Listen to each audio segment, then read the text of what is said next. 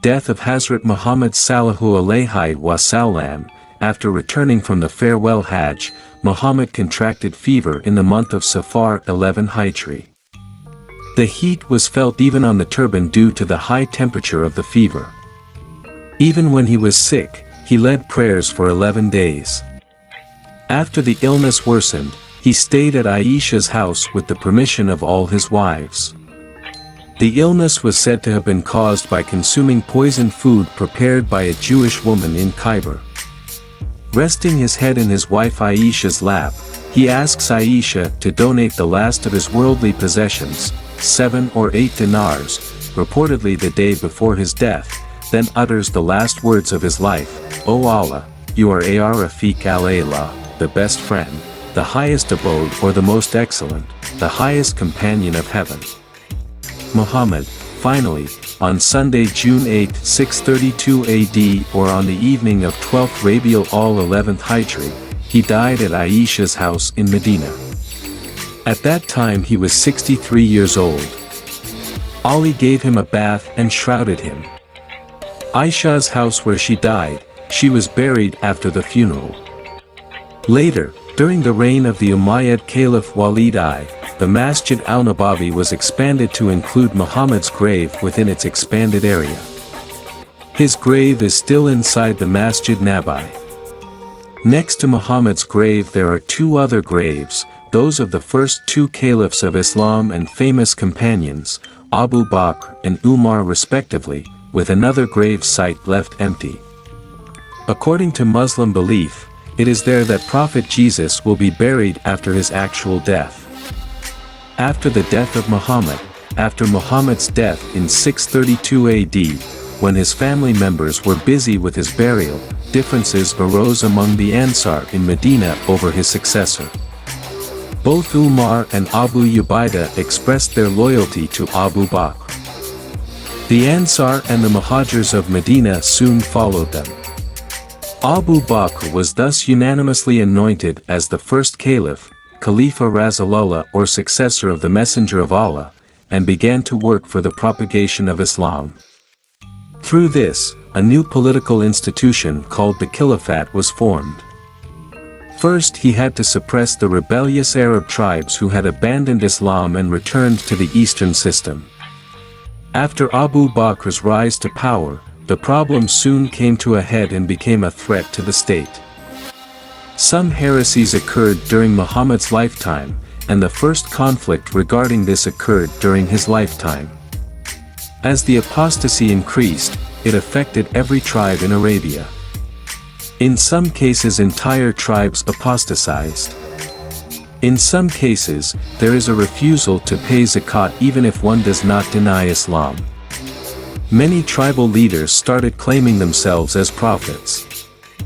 Apostasy is considered the highest crime in Islamic law. Abu Bakr declared war on the rebels. With this the Battle of Ridda started. The apostates of Central Arabia were led by the self-proclaimed prophet Musaylima. Others were leading other regions in the south and east such as Bahrain, Mara and Yemen. Abu Bakr formulated a plan to suppress the rebellion. He divided the Muslim army into several divisions. The most powerful and primary force was led by Khalid bin Walid. Khalid's troops were used to fight the powerful forces of the rebels. Other troops were used to deal with less important insurgents. Abu Bakr's plan was first to clear western and central Arabia, which was close to Medina.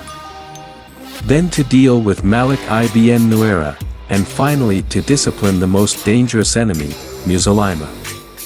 After several successive successes, Khalid bin Walid finally defeated Musaylima at the Battle of Yamama. This war started and ended in 11 Hijri. In 12 Hijri, the leadership of the caliph stationed in Arab Medina was unified. Abu Bakr consolidated Arabia under Islam and saved the Islamic State from collapse by defeating the rebels' so-called prophet in battle. Muhammad as reformer, main article, Social Change in the Early Islamic Period, according to William Montgomery Watt, religion was not a personal or singular subject for Muhammad, it was the full expression of his personality in which he found himself. He was concerned with religious and intellectual matters as well as the economic, social and political pressures of contemporary Mecca. According to Bernard Lewis, there are two important political traditions in Islam, Muhammad as statesman in Medina and Muhammad as rebel in Mecca. He considered the introduction of the new social system as a major change in Islam, which was more like a revolution. Historians generally agree that Islamic social changes positively reformed Arab society in areas such as social security, family structure, slavery, and the rights of women and children. For example, according to Lewis, Islam went from criticizing civil privileges confined to the aristocracy to ending the priesthood and adopting a theocracy-based professional system. Muhammad's message transformed the ethics and society of the people of the Arabian Peninsula, society focused on self-identity, worldview, and hierarchy of values. Page number needed. Economic reforms took into account the plight of the poor, which had become a problem in pre-Islamic Mecca.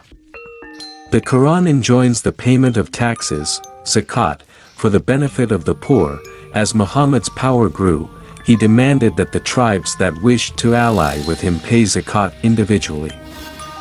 Muhammad's miracles according to Islamic narratives. According to Muslims, Muhammad's numerous miraculous powers number over 10,000 overt miracles or miracles. The famous scholar Jalaluddin Suyuti has recorded the incidents related to the miracles of Muhammad separately in his book, Qisas al-Kubra. In response to the demands of the Meccans, Muhammad split the moon in half for a while. Al-Quran's Surah Qamar mentions the splitting of the moon in Muhammad's prayer. One narration states that on the day before the Battle of Badr, Muhammad reached the place called Badr and said, "It is the place of so-and-so's martyrdom, it is the place of so-and-so's murder." Companions said, Rasulullah, the place for which sallahu alaihi sallam has shown, has not moved a little. Muslim, citation needed, an Islamic account mentions that a companion's broken leg was healed by the touch of Muhammad. When companion Abdullah ibn Atiq broke his leg, he touched his leg when he reported it to Muhammad. The Sahabi said, "It healed my leg as if I had never been hurt by it." Bukhari, citation needed, in another narration, Muhammad fed thousands of people with a meager amount of food to their satisfaction, citing the power given by Allah. Bukhari, Muslim, citation needed. The view of non-Muslims, French Emperor Napoleon Bonaparte praised Muhammad and Islam, calling him an ideal lawmaker and a great man. Historians Thomas Carlyle and William Montgomery Watt in their respective books refer to Muhammad as one of the most influential positive reformers in history. In addition, Michael H. Hart places Muhammad first in his biography The World's 100 Wise Men,